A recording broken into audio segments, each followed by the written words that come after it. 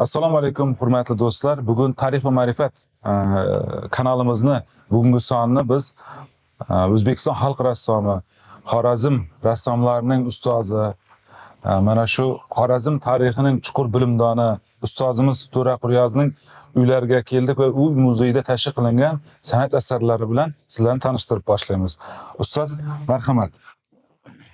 Bu Xiva xoni Muhammad Rahimxon II Firuza laqabi bilan she'rlar yozgan, muzika bastalagan shoir, bastakor, kompozitor ham juda bir oliyjanob inson bo'lgan. Bu kartinani ishlasa, buni o'zini she'r asos bo'ldi.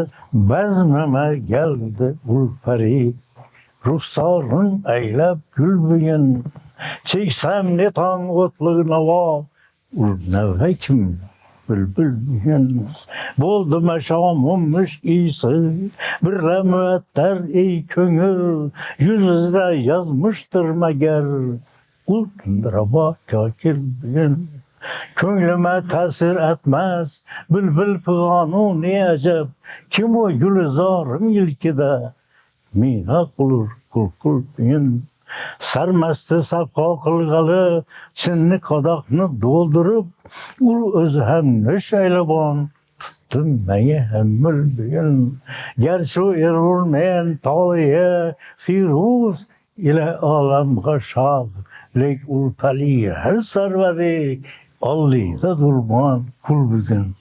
Qo'y. Güzel. Şu she'rga atab qilingan.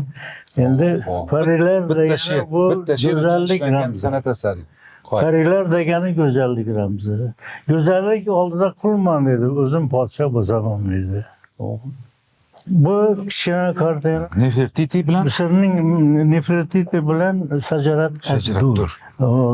Taqdir taqozosi bilan Xorazmda tug'ilib o'sgan 10 yashar qiz Türkmenler o'g'irlab kitib Arablarga sotadi, pul qilib sotilgan qiz taqdir taqozosi bilan Misrga podsho bo'ladi. Mamluklar sulolasining asoschisi xonimi Sulton xonimi. Endi men sal qisqaroq aytaman. Buni Bag'dod Halepi sotib oladi. 10 yashar vaqtdan keyin shunda katta bo'lib salvoyga ketadi. Keyin Misr shahzodasi As-Solih kelib ketib turadi bu yerda. Sho'ra. Shu vaqtda ko'rib qoladi. Yaxshi ko'rib qoladi. Keyin sotib olib ketib, uni qulluqdan ozod qilib, shunga o'ylanadi. As-Solih o'lgandan keyin erini o'rniga podsho bo'ldi. Bu voqea 1248-yilda voqea bo'ladi. O 1848-yildan 1256-yilgacha 8 yil Misrga podshohlik qiladi. Endi men meydalab gapira olmayman, chunki endi vaqtimizni nimada kitoblardan o'qishingiz mumkin. Nefertiti o'zini malikasi Misrning. Bu 5000 yil o'tgan. Nefertiti buni haykali bizga yetib kelgan, oltindan ishlangan haykal yetib kelgan. Bu kartina oq dasturmol ko'targan shoh deb ataladi. Firuzning ruslarga taslim bo'lish voqeasi. Endi kuchlar teng bo'lmagan, bizda qurol bo'lmagan. General gubernator Kavvan tarixdan bilasiz o'zingiz 1873-yil Xivani oladi. Shunda endi bu Gandigan qishlog'ida shura Kavvanni nasib oladi, joyi o'tiradigan, shura chaqirtirib, uni majbur qilib qo'l qo'yishga, bitimga qo'l. Bu ogahiy hem shoir, hem davlat arbobi, hem tarjimon, hem tarixchi, büyük bir inson. Büyük bir inson. Endi buni qancha kartina qilib ishlasak ham, qancha buni gapirsak ham kamlik to'g'ri. Xivadan ogahiy kolxozini buni uy muzeyini men uzatib bermadim 90-yillarda. Bu Firuz ashulasiga ishlangan kartina. Ogahiyning Firuz ashulasi ishlangan kartina. Mushkul qashinning hayyati ur chashmi jallod ustuna ashkim uzra nas keltirur nun iltibon sol ustuna. Kıl tomosha qomatin zebosi birla orazin. Gar görmesen gül bo'lgan payvandi shamshol ustuna. Endi bularni sevgan muzikasi bor. Ali Kambar, Firuzni ham, Oygahni ham shunday ishlari yanada chiqib beraman.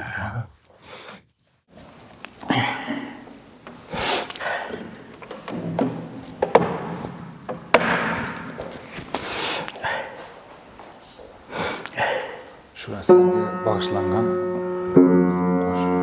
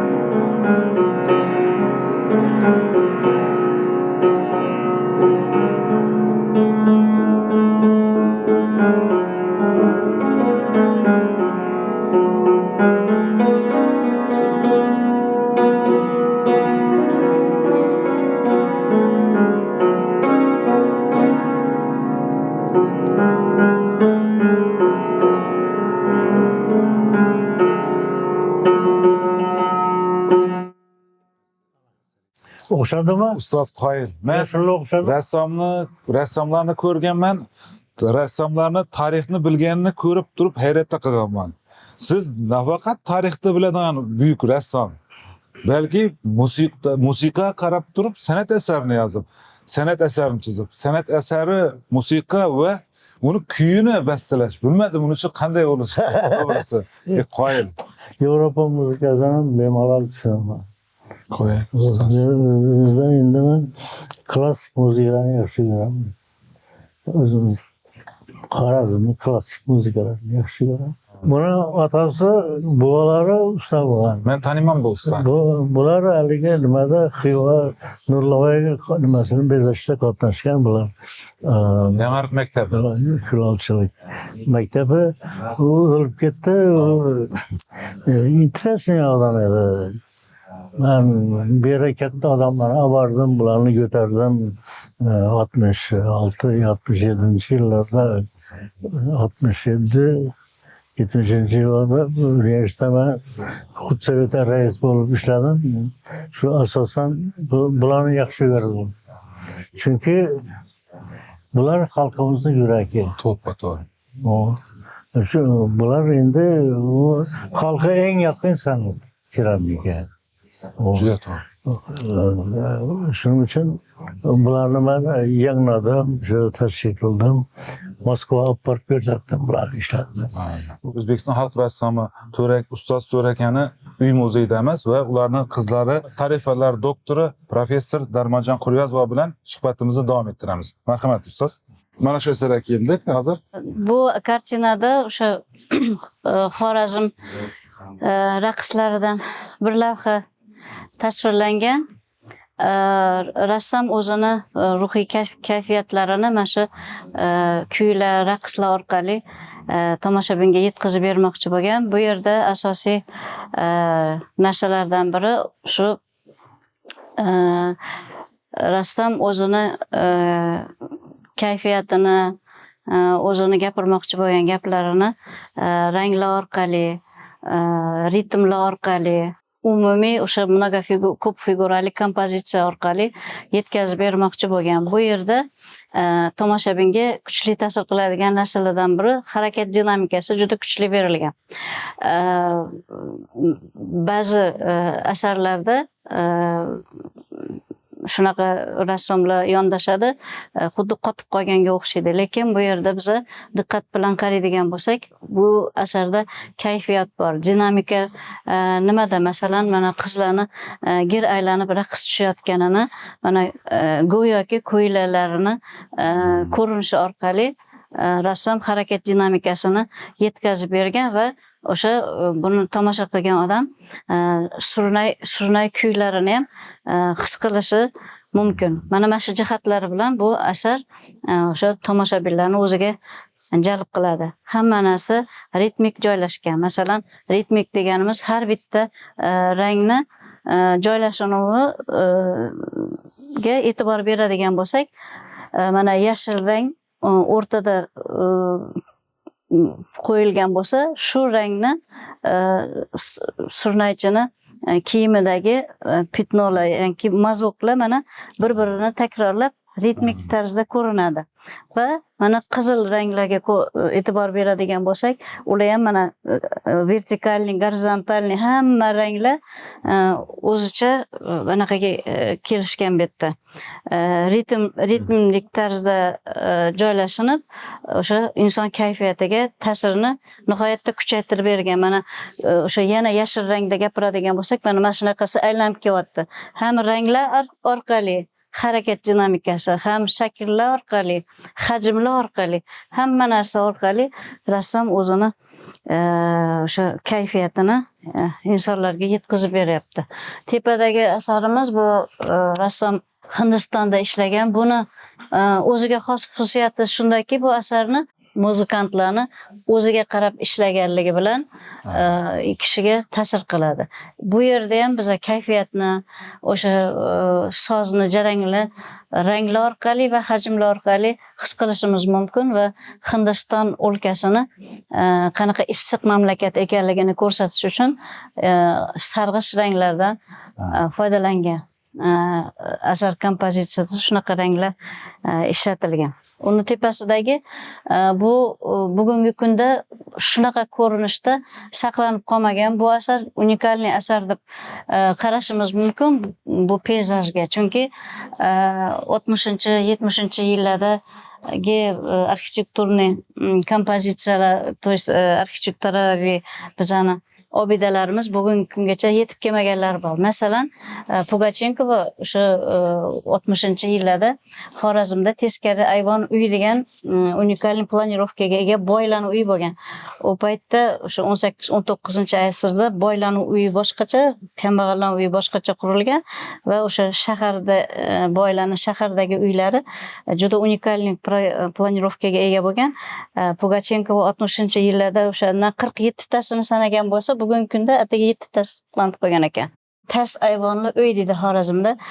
Buni 37-yil fransuz arxitektor Le Corbusier degan odam kelib, urushdan oldin, Ikkinchi jahon urushidan oldin kelib, Abmer olib ketib, o'sha teskari ayvonli uylarimizni Abmerni olib ketib, Fransiyaning issiq o'lkalarida boylar uchun villalar qurgan o'sha proyekt bo'yicha. Bu Zimaleta uy deb aytilar ekan, ularning tilida yozda salqin, qishda issiq. O'sha planirovkasini g'arb, sharq shularni hisobga olib qurgan ekanda, bizani o'tmish avlodlarimiz Italiyani arxitektorlariga o'xshab hech qayerda borib o'qimagan bo'lsa-da, o'zlaridan ham zo'r bilgan ekan.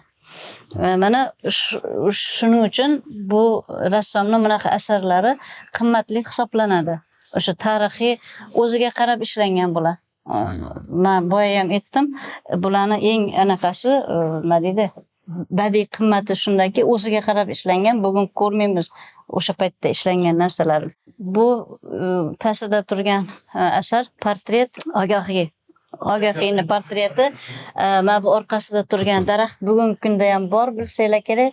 Agahiy muzeyini o'zim qilganman, borib rekonstruksiyasida qatnashganman. O'shanda mana shu daraxtning yonida turib rasmga ham tushganmiz biz. Bu faktologik material asosida ishlangan. Chunki bu yaqin o'tmishda ijod qilgan.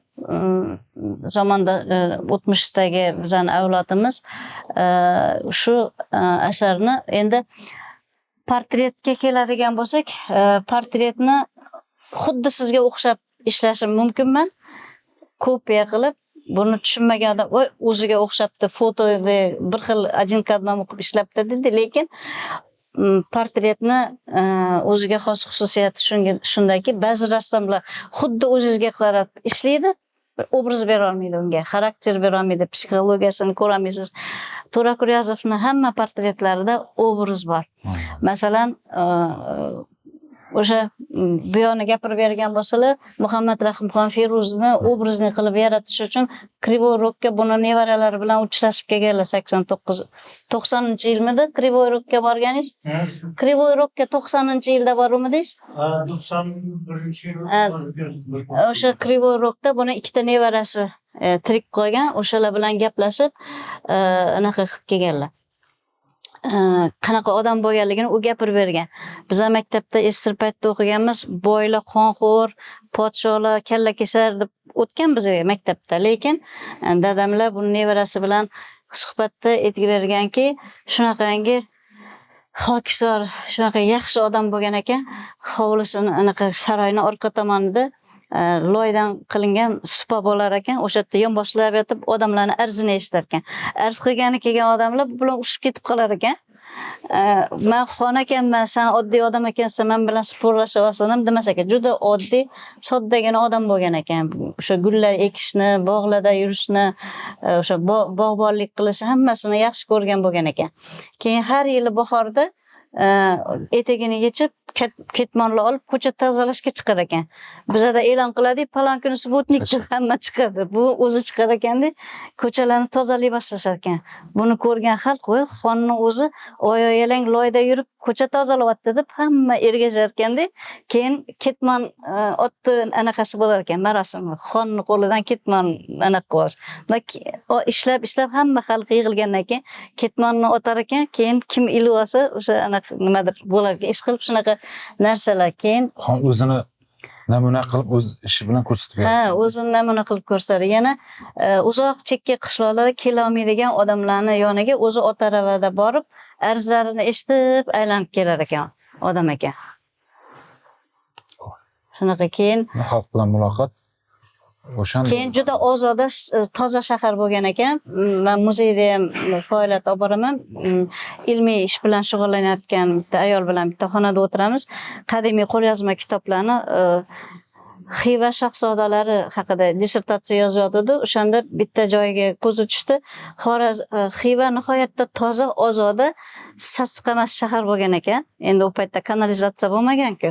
Balki ularni olib tashlashsa o'zi uchun gapiryapman. Aytgan ekan, Erondan odamlar kelgan. Shaharingiz nihoyatda ozoda, nihoyatda anaqa havosi toza ekan. O'sha anaqalarni sassiq hidlar ham kelmas ekan uylarni yonidan o'tganda. Bizda unaqa emas degan dokumentlarda saqlanib qo'ygan ekan. Eski yozuv kitoblarda shu narsa qolgan ekan. Yugurib kelib adabdan kitobda mana shunaqa deb yozilibdi. Nimaga unaqa bo'lgan Xivada adam hamma narsani hadyacha ensiklopediya dadamiz keyin aytgan, u paytda tongda ot arava yurar ekan, chelaklari bilan anaqa o'sha tualetni orqa tomoni ko'chaga qaragan bo'lgan ekan. Har kun tualetlarni tozalab o'tadigan odami bo'lar ekan. Xiva o'shanda top-toza sassiq emas shahar bo'lgan ekan. Rizqulloh Hidoyat Muhammad Aminxon davrida Erondan elchi bo'lib keladi Xorazmga. O'shani kundaliklardan xuddi shu ustoz aytgan narsa bor. Ya'ni u kelib hayratda qoladiki, shu Xiva shaharini da ayniqsa deydi, shu hojatxonalar hayratda qoldirganini, u yerda ortiqcha axlat boshqalar ko'rmaganligini, chunki har kuni ertalab shu o'zi yoki shu kerak odam deydi, bog'ni ortidan kelib turib, axlatlarni ortib, o'sha o'g'it sifatida foydalanish uchun dalaga olib chiqib olib ketar ekanlar. Mana shunga hayratda qoladi o'sha Rizqulloh Hidoyat, Eron elchisi. Juda ozoda xalq bo'lgan. Даже ruslarning o'zi yozadi, ovqatdan oldin qo'l yuvish kerakligini deydi. Yevropaliklar sharq mamlakatlaridan 14-asrda o'rgangan ekan deb men etnografiyadan ham dars bergan. Shu ustoz gapingiz bo'ldi. Hozir Xivani Ichanqal'a shahar muzey qo'riqxonasini shu ta'mirlash ishlari jarayonlarida shaharning ichidan, Ichanqal'ani ichidan tashqariga chiqib ketadigan suv quvurlarini yo'lini topmoqdalar. Ular hozir topilgan joylarni qazishlar jarayonida hozir oyna bilan band qilib, mana shu yerdan quvur o'tgan deb turib, bu o'sha suv tizimini o'tganligi, yopiq suv o'sha inshootlar orqali o'tishi, bu o'zi sivilizatsiyaning belgisi. Aynan o'zi shaharni maqtash kerak emas. Bu ana shunday kanalizatsiyalar, to'g'ri, hojatxonani kanalizatsiyasi emas, lekin suvlarni, ortiqcha suvlarni, yomg'ir suvi, sel suvi, boshqa suvlarni ketishi uchun va toki tashqaridan suvni kelib turib, toza suv bilan ta'minlash uchun o'sha suv yo'llari o'tganligi o'zi shaharni madaniyatini belgilab ko'rsatib beradi-da. Shaharni hech qanday ortiqcha maqtash shart emas. Mana shu bor desa, hozir ham o'zi chet ellik mehmonlar ko'rsa, hayratda qoladi. Bu qo'chqor urushi o'xshaydi. Qo'chqor urushi jangini anaqa qilishgan. Bunga juda ko'p anaqalar qiziqadi. Buni biz vaqtinchalik ko'rgazmalarga olib boramiz buni. Ko'pincha именно mana shu asar ko'pchilikning e'tiborini o'ziga tortadi. Bu yerda o'sha Xorazmni to'ylarida qo'chqor urushi, tovuq urushi, har xil kurashchilar, mana shunaqa namoyishlar o'tkazilgan. Shularni rassom o'zini asarlarida muhrlab qoldirilgan va bu bizani millatimizdan boshqa millat xalqlariga juda qiziqarli asar hisoblanadi. Bu tepadagi asar ham shu Xivani manzaralaridan biri. Madrasa Alloqulxon, buni ham rassom 60-yillarda o'ziga qarab ishlagan, lekin bu Xorazmdagi uyimizda qolib ketgan paytda ozgina lat yegan joylari bo'lgan, keyin bu yoqqa olib kelgandan keyin ozgina rekonstruksiya qilib ranglar o'zgartirilgan, lekin oldingi holati bundan chiroyli edi. Tepadagisi Islomxo'ja portreti. Bu Islomxo'jani tarixdan hamma biladi, chunki yaqin o'tmishda yashagan odamimiz. Bu o'sha Xivani rivojlanishiga juda katta hissa qo'shgan inson ekan. O'sha bir necha tillarda bemalol gapira olgan ekan. Fojiali o'lim topadi deb hujjatli filmlari ham ishlangan. Faytun bor mana. Xivani atrofi o'sha endi minorasi. To'ra Quryozovning asarlari boshqalar bilan yana shunisi bilan farq qiladiki, bu hikoya qiluvchi kompozitsiya tarzida o'zini portretlarini yaratadi. Birinchi planda uni portreti qo'yiladigan bo'lsa, ikkinchi planda uni hayoti, yashagan joylari, ichki kechinmalarini orqa planda ko'rsatishga harakat qilgan. Bu odam bilamiz, pochta, telegraflarni birinchi olib kelgan, o'sha bolnitsalar qurdirgan, o'zini xalqini taraqqiyoti uchun juda katta ishlar qilgan, juda aqlli odam bo'lgan deyishadi. Shunisi bilan e'tiborga molik. Endi bu yoqda Tomarisni portreti bu. Tomaris ham tarixiy shaxs. Endi buni oddiy tomoshabin yorqin, chiroyli ishlaga ko'proq e'tiborini tortadi. Lekin bu ish qoraroq fonda ishlangan, mana unchalik yuzlari ham ko'rinmaydi. Rassom bu bilan fojiali hayotni gapirmoqchi bo'lganlar. O'sha Tomaris mana ko'rib turganinglardek jangga chiqqan ayol, juda nima deydi, fojiali hayot kechirgan. Shularni yetkazib berishlar niyatida shu qora fonlardan foydalangan rassomimiz. Najmiddin Kubro'ni atishni yaxshi bilasizlar. Endi bug'inlar o'rab olgan Ko'navriyashni poytaxtni o'rab olgan. Shu bug'inlarning otlari bir narsadan urkib yurolmayar. Bo'lmasa satqinlar ochib bergan darvozalarni. Bir narsadan urkib tushirarlar orqaga. Mo'g'ullarni askarlari. So'ngra Chingizxon o'ylagan, shu babaylar bir gap bo'lsa kerak. Shunisi xoriyani qani chiqib ketsin. Endi bu nimani yozganini gapirib beraman sizga. Shajarat Turkni gapirib shu yerda yozilganini men gapirib beraman. Kubro aytadi, ben Bürüz'de emasman dedim. 10 adam bo'lib chiqib keting dedim.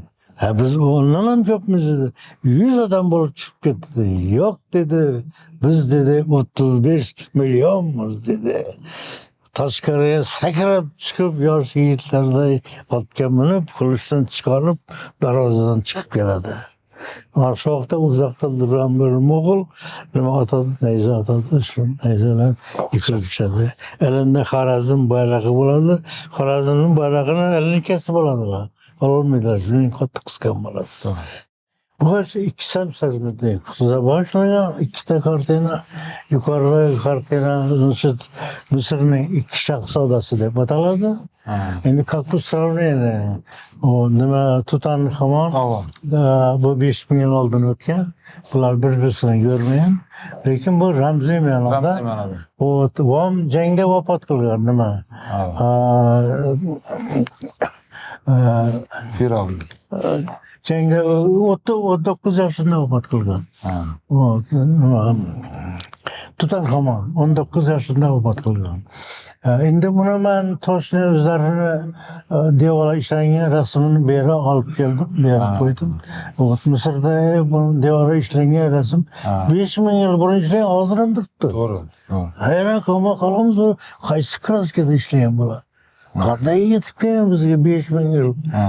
Bular shu 1000 yil drama durmaydi. 500-600 yil haq nimada bir xil temperaturada saqlaganda endi 600-700 yil bo'ldi nima ba'zi kartinalar. Bu 5000 yil burun devorlar ishlangan. Shu Kakbus Sravniyada. Bab endi Mo'g'ullar bilan jang qilgan. Bu какой-то abstraktni boshqa biz bu tarixni bilmaymiz. O zamonda tariximiz kimlar bilan jang qildi endi biz bilmaymiz. İkinci kartinam bu haqiqiy realniy jang. Mo'g'ullar bilan haqiqiy jang. İnternetdagi ochiq resurslardan biz Sayfiddin Qutuz haqida uning bir ishlangan byustidan boshqa hali hech qanaqa o'sha san'at asari yoki boshqalar ko'rmadik. Endi bu balki diniy qarashlari, diniy tushunchalari bilan ularni bog'liq bo'lishi mumkin. Har holda bizda mana shu o'sha Sayfiddin Qutuz haqidagi ikkita mana buyuk chiroyli asarni biz ustozimiz To'ra aka chizganligini ko'rishimiz mumkin. Ustoz, bu asar nechanchi yilda ishlangan? Eng oxirgi ishlarim bu 2 yil burungi orqasida yozilgan yili buni. 2 yil burun oxirgi ishlarim bu. 2 yil, 3 yil. Ustozni mana shu so'nggi ishlagan asarlari ekan bu. Shuningdek, bu yoqda yana ko'rishimiz mumkin. Misrning 2 buyuk shahzodasi deb nomlangan san'at asari. Bu yerda bundan 5000 yil oldingi o'sha Tutanxamon fonda va Sayfiddin Qutuzni dushmanga qarshi kurashish jarayoni ishlangan. Albatta bu yerda rassom bu ikkisi bir vaqtda bir dushmanga qarshi kurashgan haqida so'zlamoqchi emas. Ya'ni bu yerda ramziy ma'noda o'sha Misr zaminini, umuman islom dunyosida, umuman mana shu yaqin sharqda bo'lgan ikkita bir buyuk sarkardani o'sha kurash jarayoni aks ettirmoqchi bo'lgan. Shuningdek, yuqorida o'sha yuqoridagi Tutanxamonning o'sha dushmanga qarshi aravalarda kurash jarayoni, uni ortidagi o'zini Misr qo'shinini tasvirlagan bo'lsa, uni yonida xuddi shu shaklda Sayfiddin Qutuz ham aynan mana shu zaminga borib turib dushmanga qarshi, mana mo'g'ullarga qarshi kurash jarayoni aks ettirgan. Shuningdek, u mana otni oyog'i bilan o'sha davrdagi umuman mana shu islom dunyosini, umuman yaqin sharqdagi eng so'nggi o'sha dushmanlarga qarshi kurash jarayoni, ya'ni ilonni boshini yanchish jarayonidan bu yerda otni tuyoqi bilan yanchish jarayoni orqali o'sha san'at asarida ko'rsatmoqchi bo'lgan. Shuningdek, mana bu pastdagi asarda esa Sayfiddin Qutuzni mana tasviri Misr zaminida o'sha piramidalar nimasida va fonida mana o'sha Misr tarixiga xos bo'lgan yuqoridagi o'sha san'at asarlarining obraz olingan fondagi o'sha suratlar nimasida qon olib, o'sha jon berib kurashayotgan umuman islom ummatining eng so'nggi sarkardasi, mana shu mo'g'ullarni to'xtatib qolgan, islom sharqini saqlab qolgan buyuk sarkarda Turkiston o'g'loni, O'zbek o'g'loni, Xorazm o'g'loni Sayfiddin Qutuzni o'sha jang jarayoni, dushmani bilan jang jarayoni aks ettirilgan. Qizig'i shundaki, bu kabi san'at asarlar hali O'zbekistonda Sayfiddin Qutuz haqidagi san'at asari nafaqat hali O'zbekistonda yagona, balki hali endi mana biz Misrga ham boryapmiz va biz internet resurslarda, ochiq resurslarda bizni ko'rishimiz, bilishimizcha Sayfiddin Qutuz to'g'risida hali ularda ham san'at asarlari mavjud emas. Balki ularning diniy qarashlari, tushunchalari biroz farqli bo'lganligidir. Bilmadik, lekin Sayfiddin Qutuzni ishlagan byusti ham u bizni o'sha Turon turkiy qiyofaga mutlaqo o'xshamaydigan shaklda ishlangan. Shu nuqtai nazardan bu yerda Sayfiddin Qutuzni yuz qiyofasida ishlanganda, bu yerda bizni zaminimizni turkiy qiyofasi shaklidagi O'rta Osiyo Yevropoid irqi ikki daryo oralig'i tipi shaklidagi qiyofa mana shu Sayfiddin Qutuzni qiyofasida o'sha aks ettirilgan. Shuningdek, mana shu suratlarga bog'liq yana bitta suratni e'tiboringizga havola qilaman. Bu san'at asarida ko'rishingiz mumkinki, mana Nefertiti, bu butun dunyoga mashhur bo'lgan o'sha uni Nefertitini byusti yetib kelgan bizgacha va o'sha Nefertitini piramidalar fonida, tuyalar, karvonlar fonida yana bir bizni zaminimizga, bizni aloqador bo'lgan shajaratturni tasviri bir-biriga o'sha nima qilingan shaklda deb aytiladi bu. Shunday bir ko'rinishda ishlangan ikkita Misr malikasi deya. Biri haqiqiy o'sha Misrlik bo'lsa, ikkinchisi o'sha Turkistonlik, qolaversa Xorazmlik desak ham to'g'ri bo'ladi. Chunki o'sha shajarattur to'g'risidagi ma'lumotlarda u yoshligida Turkon xotun saroyida tarbiyalanganligini, Turkon xotunni saroyida bo'lganligi va keyinchalik ular Bag'dod xalifaligi saroyiga, undan so'ngra esa keyinchalik balog'at yoshiga yetgandan keyin Misr hukmdori, so'nggi Misr Ayyubiy hukmdori nikohiga kiradi va o'sha Misr Ayyubiy hukmdorining nimasiga kirgandan keyin, nikohiga kirgandan keyin u so'nggi Ayyubiy hukmdor Malik Solih Najmiddin Ayyub halok bo'lgandan keyin bu o'sha turkiy ayol sifatida Misrni boshqara boshladi. Ya'ni Misr mamluklar davlatining birinchi turkiy hukmdori Malika Shajarattur. U ham kelib chiqishi bizning zaminimizdandir. Bu ham biz uchun, bu suratni bu yerda ko'rishimiz biz uchun juda bir qiziqarli bir yangilik bo'ldi. Ustoz, mana xabaringiz bor, o'zingiz mana shu Xorazmshoh Anishtuniylar mavzusi bo'yicha juda ko'plab, xususan Jaloliddin Manguberdi o'sha qiyofasini shakllantirish, uni obrazini umuman shu mavzuga oid ko'plab san'at asarlari mana siz qalamingizga mansub. Deyarli Jaloliddin Manguberdi haqida o'sha yozilgan kitoblar, asarlar, badiiy asarlar, romanlar, tarixiy, ilmiy barcha asarlarda tarixchilar, xususan Jaloliddin Manguberdi tarixiga murojaat qilgan har bir tarixchi, yozuvchi, nafaqat O'zbekistonga, balki butun dunyoning yozuvchilari aynan sizni san'at asarlaringizdagi o'sha Jaloliddin Manguberdi siz shakllantirgan o'sha qiyofalardan siz o'sha mana shu san'at asarlari asosiy o'sha kitoblarni mana shu suratlar orqali bezaladi.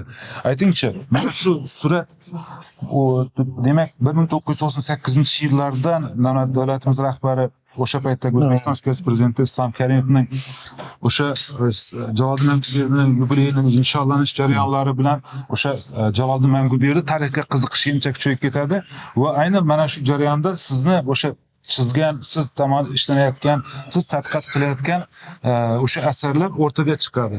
Mana shu suratni o'rtaga kelish haqida bir O'rtaga kelishini sababi men iloji boricha realist, iloji boricha haqiqatga yaqin qilishga harakat qildim. Chunki 800 yil burun o'tgan kiyimlar qanday bo'lgan, qilichlar qanday bo'lgan, kiyimlar nimalar, bosh kiyimlari qanday bo'lgan.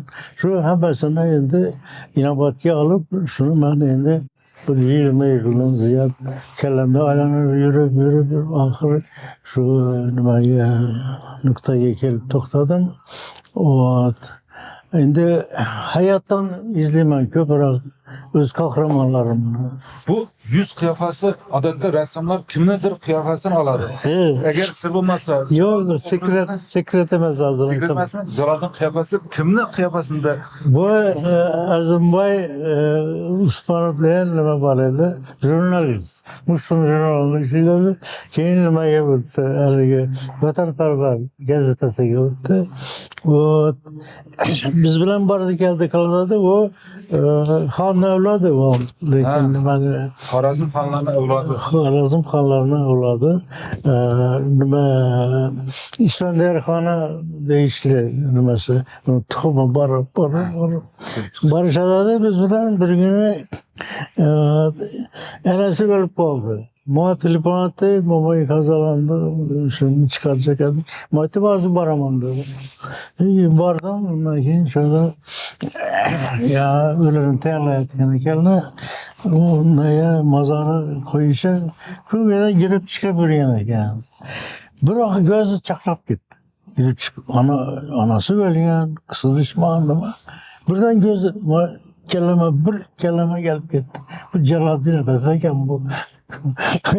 Yüzünden o anlamaya kaldı. Hani geriye durdu çıktı. Karasam yüzü inteligentti. Kolları bakıvat. Moşnay. O bana kolları. Bakıvat kolları. Ben oynadım şu kolları.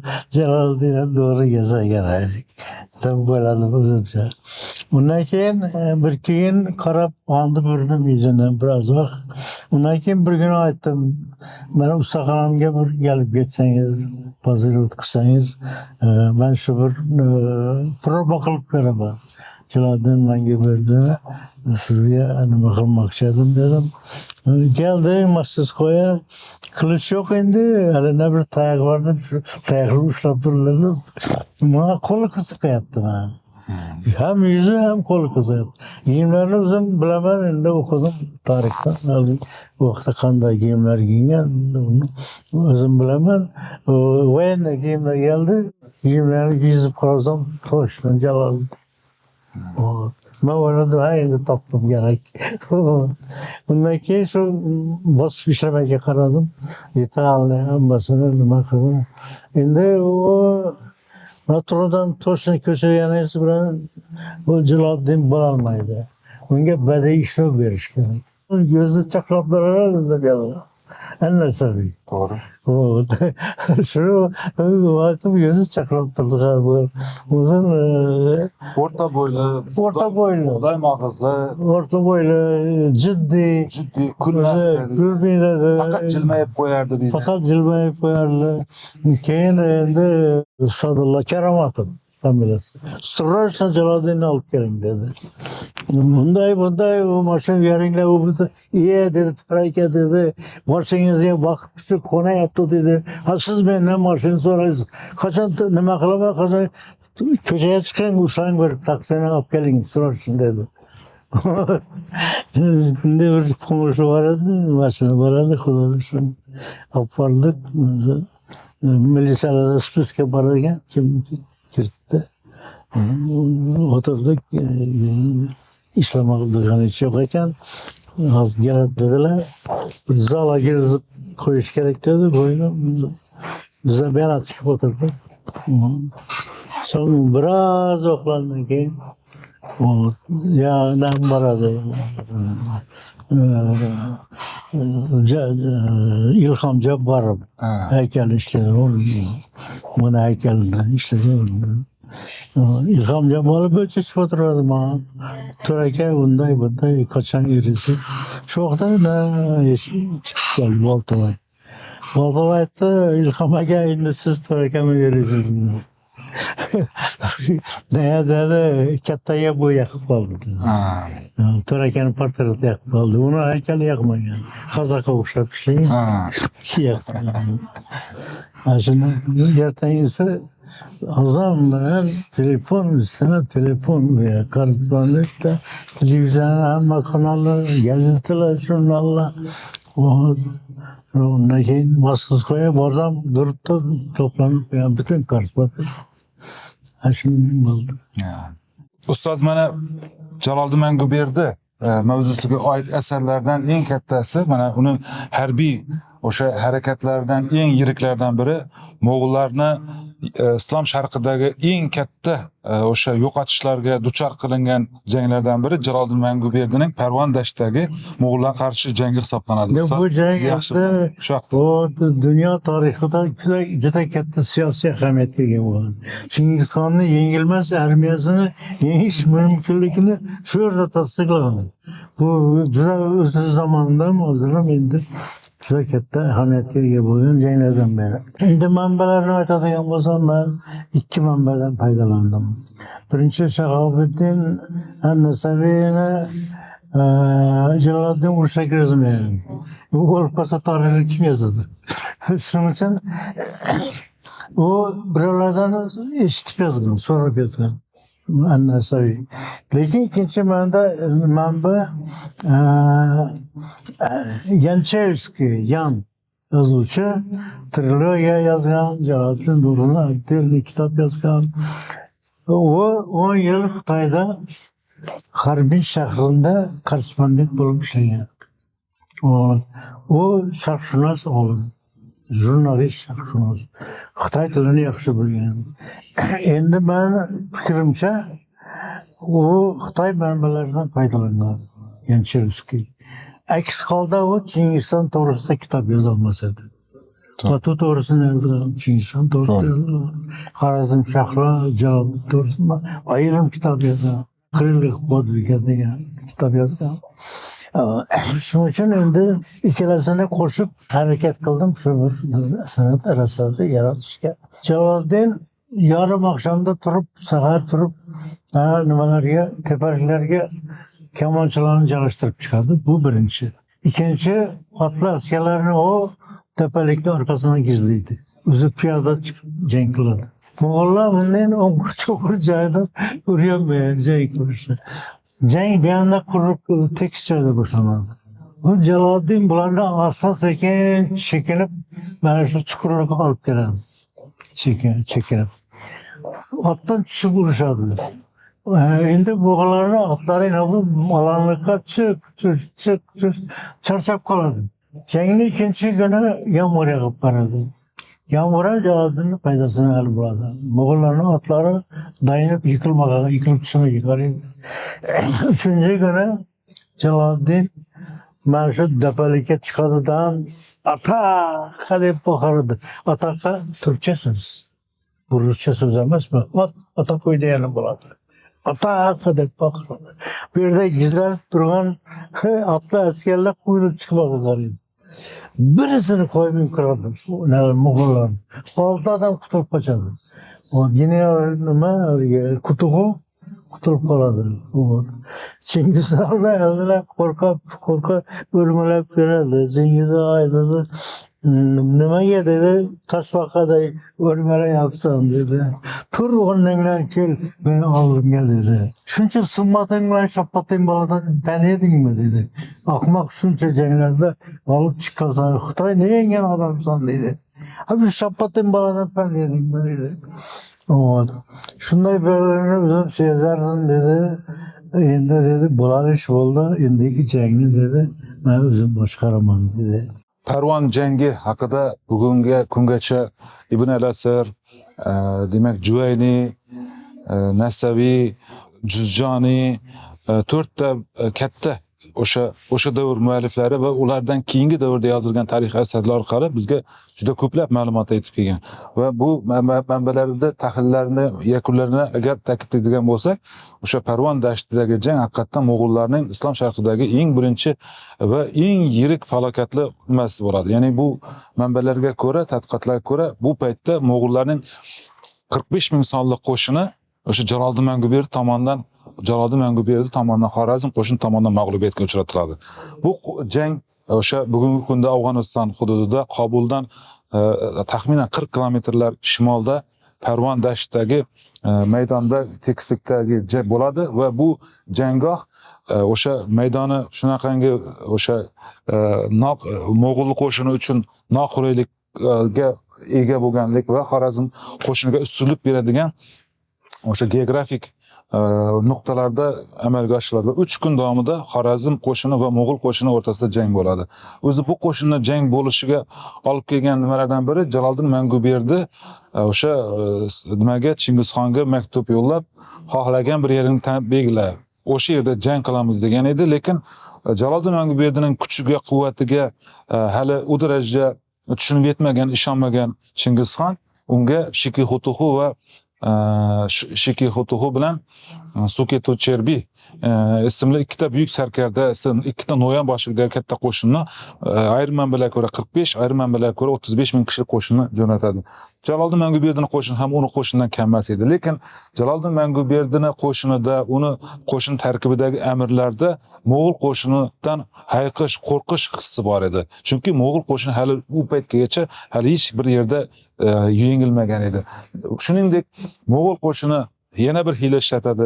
Mo'g'ul qo'shini ortidan yana bir katta qo'shinlar kirib kelayotgan bir tarzda tasvirlash uchun o'sha otliqlarga o'rnatilgan haykallar, o'sha mulyaj, ya'ni o'sha qo'g'irchoq haykallarni, qo'g'irchoqlarni o'sha otga o'tirg'izib qo'shinning orqasidan olib kiradi va Xorazm qo'shini o'ylash kerak ediki, Mo'g'ul qo'shini ortidan yana yordamchi kuchlar yetib keldi va endi bu jang Xorazm qo'shini bu jangdan qaytish kerak edi o'sha nimadan ko'ra. Lekin o'sha Xorazmshoh Jaloliddin Manguberdi sarkardalari tomonidan bu qo'shinni to'xtatib chekinish haqidagi takliflari, iltimoslarini rad qiladi va o'zi boshchiligida jang qiladi. 3 kun davomida jang bo'ladi. Jangda bu yerda Jaloliddin Manguberdi tomonidan ishlatilgan katta harbiy o'sha mahorat deymizmi, san'at o'sha nimalardan biri shu bo'lgan ediki, bu jangda Jaloliddin Manguberdi o'z qo'shinini otliq qo'shini demak otdan tushib piyoda bo'lib, otliqni ipini qo'liga bog'lagan holatda, beliga bog'lagan holatda pastda turib oldidan ro'parasidan kelayotgan Mo'g'ul qo'shinini otliq o'sha kamonchi qo'shiniga qarshi piyoda turib kamonchi kurashadi. Ya'ni piyoda turib kamondan o'q otish bilan otda turib kamondan otishni farqi bor edi va bu piyodaga ancha ustunlik bergan. Aynan mana shu ustunlik Jaloliddin Manguberdi tomonidan nimaga ishlatilgan va aynan xuddi mana shunday Jaloliddin Manguberdi tomonidan ishlatilgan harbiy hiyla ikkinchi kuni ham, jangning ikkinchi kuni ham ishlatilgan va bu o'sha demak birinchi kunda ishlatilgan aynan mana shu harbiy o'sha harakat strategiya o'zini oqlaganidan o'zini demak to'g'ri bo'lganligini tushunishimiz mumkin bo'ladi. va mana shu holatdan keyin Mo'g'ul qo'shini 2 kun davomida o'sha otda yurib, o'z kamonni sadog'idagi 25 tadan kam bo'lmagan o'sha kamon sadog'idagi o'sha kamon o'qlarini o'sha Xorazm qo'shini ustiga otib otliqlar charchagandan keyin jangning 3-kuni Jaloliddin Manguberdining qo'shini o'sha o'zlarini otlarga minadilar va ro'parasidagi Mo'g'ul qo'shini ustiga birdaniga nog'oralar va karnaylar sadolari ostida birdaniga yopiriladilar. Va bu qo'shinda o'sha 3 kunlik jangdan charchagan Mo'g'ul qo'shini endi Jaloliddin Manguberdining tezkor otliqlari qo'shinini oldida ancha kuchsizlangan edi va natijada Mo'g'ul qo'shini ortidan yetib borgan Xorazm qo'shini Mo'g'ul qo'shini yenchib tashlaydi. Va bu jang natijasiga ko'ra Shikuxutuxu va Suketo-Cherbi ismli Mo'g'ul noyoqlari Chingizxon huzuriga zo'ra qochib qutib yetilib boradi. Va bu jang Jaloliddin Manguberdining umuman musulmonlarning Mo'g'ullarga qarshi eng yirik jangi edi desak to'g'ri bo'ladi. Bu o'sha ustoz tomonidan tayyorlangan o'sha Parvon dashti bo'yicha chizilgan asarda ham xuddi shu jang jarayonlarini tasvirlanganini ko'rishimiz mumkin. Bu yerda o'sha Mo'g'ullar tomonidan egallangan Urganch shahrini tasvirlangan. Bu yerda mana e'tibor bergan bo'lsangizlar, bu o'sha qabristonlarda o'rnatilgan narvonlar. Bu Urganch shahridagi umuman Xorazmda eng katta qabristonlardan biriga aylangan. Ko'p yillar davomida o'sha xaroba holda bo'lgan. Bu Musa al-Xorazmiy matematik Bag'dodda yashagan, nolni kashf qilgan. Odamlar 9 sanashni biladi. Nolni kashf qilgan, nolni o'rtasida o'tistirib ishladi buni. Bu matematikada revolyutsiya bo'ldi. Chunki shu bu nolni kashf qilmaganda insoniyat kosmosga ucha olmasdi. Bu kartina Otash payg'ambar deb aytiladi. Bundan 3000 yilcha oldin Orol dengizini bo'yinda sho'ra Amudaryo borib quyiladigan joyda 35 yoshida bunga vahiy keladi. Buni doğrulushi shunday bo'ladi. Bu asli bir qohinning o'g'li bo'ladi. 2 avesta bor taqrimda. Birinchi avestada ko'p xudolik, ikkinchi u avestada bu bir xudolik deb chiqqan. Bu yerda kartinani ma'nosi ko'na avestada ko'p xudolik, har bir xudoga haykal qo'yilgan. Bu haykalni hammasini bunaqa chiqarib, bu bundan chiqib keladi. Nima bilan yorug'lik bilan chiqib keladi. Xudo bir deb chiqib keladi. Xudo bir deb deganni birinchi bu aytgan. Birinchi bo'lib bu aytgan. Buni tug'ilish jarayoni shunday bo'lgan. Qohinning oilasidan turgan xotini g'azoladi. Tug'ilish arafasida bütün dağ adirlar, bütün maysalar bilan o'ralgan bo'ladi. Bunda o'lishi paydo bo'ladi. O daraxtlar gullagan bo'ladi. Sayraki qushlar uchib kelmay chiqaradi. Buyuk payg'ambarning tug'ilishini bütün tabiat qutlaydi. Bu tug'ilgandan keyin Magupta deb ot qo'yiladi. Magupta degani vali degan bo'ladi. O magistra so'zi, magistratura so'zi buni adından alıngan. Magiya so'zi buni adından alıngan. 35 yaşına vargan vaqtida Amudaryoning bo'yina boradi. Beri ishtonini chizib Amudaryoga tushadi. Muqaddas ichimlik xoma tayyorlash uchun. Shu vaqtda osmonu falakda yana bir quyosh paydo bo'ladi. Quyosh bu yerda botayotgan bo'ladi. Yana bir yorug'lik paydo bo'ladi. Yorug'likdan ovoz chiqadi. Men sana dedi, yer yuziga payg'ambar atib tanladim. Men yaratuvchi iloh Ahura Mazdaman dedi. İkiləsinin orasında diyalog ketadi. Bu savol beradi, o javob beradi. Shu diyalog 9 gün 9 saat 9 dakika devam qiladi. Shu vaqtda ochiqondan bilmaydi, uxlasam kelmaydi. Shundan keyin shu kitobni endi kitob qilib yozilgan bo'lsa 21 kitobdan iborat avesta. Lekin o kitob bu o'lgandan keyin 200 yildan keyin kitob qilib yoziladi. Shugacha avesta kitob shaklida bayon qilinmagan. Shunda endi 21 kitobni 7 kitobi o'tirish, turish, namoz o'qish, urf odatlar, dastonlar va boshqalar. 7 kitobi meditsina. İbn Sina'lar neden paydo bo'lgan? 7 kitobi yuridiksiya, shariat qonunlari, qaysi jinoyatni qanday jazolash kerak. Endi buni tarixida muzaq, men hammasini gapirib bera olmayman endi. Firdavsiy, men endi Xorazm emasmi? Men yaxshi ko'rib qolsam ishlayveraman. Bunun farkı yok. Genialni şair. Şahnoma genialni eser bu. O endi bunu hazır endi 3 tomu çıktı. O 3 tomu şiir bilen yazılgan. Her bir mislesi filosofiya. Her bir mislesi bir terbiye akımı. Bir chetda qoladi rostlik, ezgulik, izzatda bo'ladi yolg'on yovuzlik. Haqiqiy jangchilar aylanur yotga, lopchi olib qochar minishar otga. Taxt turibdi xonida, podshohning taxti. Taxt uchun kurash. O bir iflos bir o'quvi yo'q odam taxtga chiqib qolsa xarob etadi dunyoni. Bu ana shu to'g'risida keladi. Bu to'g'risida endi nemis yozuvchisi Friedrich nima ham yozgan? Hozir yodimda yo'q.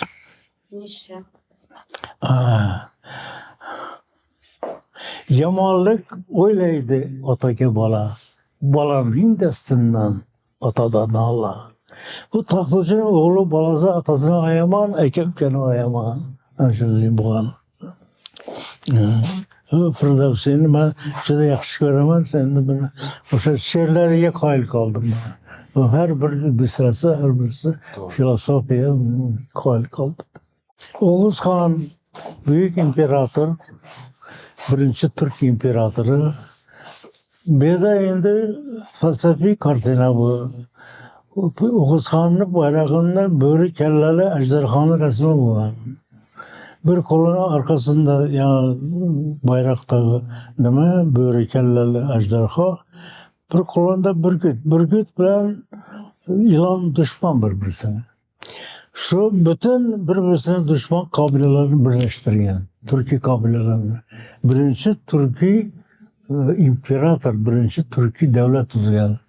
Onun devleti Yapon dengizidan ta Qora dengizigacha joylarni egallagan.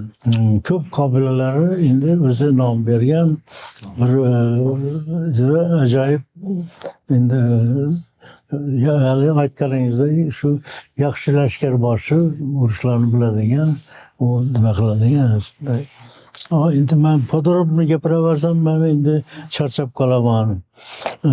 Bu bakışı, bu Zamakshari. Bu Mazdak, bu komünizm ideyasi Xorazmda paydo bo'lgan. Karl Marx'tan 2000 yıl burnu yaşagan. Şu boy bilan kambag'al bir xil bo'lsin degan. Bu yoqda kambag'allar mehnatda, boylar izzatda. Bunu 2000 yıl burun aytgan. İkilik olsa çıkarttı endi bu tamam ikilisi teng bo'lishi kerak degan ma'noni bildiradi bu kartina. Bu 30 bin yıl burungi tarix Mitra urush xudosi Mitra bilan Ag'ram mayli o'rtasida bo'lgan jang. Shu vaqtda Mitraga burgutlar yordamga keladi. Shuning uchun ham burgutlar butun ko'p mamlakatlarni ramziga aylangan. Misrni ramzi, Germaniya, Rossiyaning ramzidan burgutlar rasmi bor. Ana shu. Pahlavon Mahmud endi Xivaga borsan, shu palvon bilan rosa kallangizni qataradi. Gitler. Palvon odamda bir palvon Xorazmda hammasi ham tarixda qololmaydi axir. Shoir bo'lgan. Umar Xayyomning davomchisi bu. Falsafiy ruboiylar yozgan, she'rlar yozgan. Nuh 1000 yil yashab bir to'pon ko'rdi. Men Nuh ermasam da 1000 to'pon ko'rdim deb yozadi. To'pon degani qiyinchilik degani. Bobar Rahim Mashrab Meşrep yaş vaktinde mektebe barıp bir vakta mektepten geçe kalıp geleverdi. Son ota-onasi var edi, bunun yomon o'qigan bo'lsa o'qituvchi olib qolgandi. Darsdan keyin borib so'radilar, o'qituvchi yo, hamma xatari ketdi. Undan keyin davayda buni izini olmaymiz dedi. Olmaymiz qani nera boradi ekan bu maktabdan. Shu bu do'ppo'to'g'ri mozora bor ekan. Mozora. Ko'p qayla qilib ichilib, mozorlarni aylanib bir falsafiy g'azallar aytaveradi ekan. Ustozi ota-onasi qoyil qilgan. O'tdi-da. Keyin o'qituvchi aytgan, men bu bolaga degan ders bersa meni bilimim yetishmaydi degan. Bunun degan shu Qashqarda Abboqxo'ja degan olim bor. Shuni she'rtatib berish kerak degan. Olib beradilar she'rtatib. Shu gidib chiqib yurib shurada endi ustozni uyida katta bo'ladi, yigit etadi. Yigit etgandan keyin Abboqxo'ja 70 yoshda bo'ladi. Eng kichkina xotini 16 yoshda bo'ladi. Shu 16 yoshar qizni yaxshi ko'rib qoladi. Abboqxo'ja aytadi, sen dema bu chipti halolim mana dedi. Seni shu Qashqarning eng chiroyli qizini uylantiraman o'zim to'y etib dedi. Yo'q, quloq solmaydi. Nima qilaveradi? Undan keyin Abboqxo'ja bichishga buyruq beradi. Bichilgandan keyin Namangani o'zini uyiga kelib 3 yilgacha hech yerga chiqmay havo qovushib shuda yotadi. 3 yildan keyin qalandar giyimi giyib tarki dunyo qilib dunyoni gezmakka chiqib ketadi. Bu shahar tashqarisine chiqqanda buni uzatmaga qarindosh urug'lari, ota-onasi biroz jo'ra yaralari yangladi. Shularga qarab bir ikki og'iz so'z aytgan ekan. Namangan shahridan ketsam, meni yo'qlar kishim bormi? G'ariblar shahrida yursam, meni yo'qlar kishim bormi? Qani qavmi qarindoshim, bu yo'lda bo'lsa yo'ldoshim, ko'zimdan oqizib yoshim, meni yo'qlar kishim bormi? Muhabbat sharbatin ichdim, qozonday qaynabon toshdim. Bu fani dunyodan kechdim, meni yo'qlar kishim bormi? Mashrabi devonamel, meni yo'qlar kishim bormi degan ekan. Qolganini endi men charchadim aytolmayman. Keyingi garingizga gapirib qolaman qolgan. Otalarımıza deyersin, buvalarımıza deyersin, babalarımıza deyersin. Bize de dinlerim, deyersin. Taşkent şehrinde, Taşkent etrafında yatkan mümin musabırları deyersin. Xudodan da hem sağ salomatlik olsun, vaqti xush olsun, amma to'ylar olsun. Rahmat beni izlab kelganlaringizga, sog' salomat o'qituvchilaringizga omad tilayman. Meni yoshimdan o'tib, ortiq cho'g'irlarni rohatini ko'ringlar. Amin.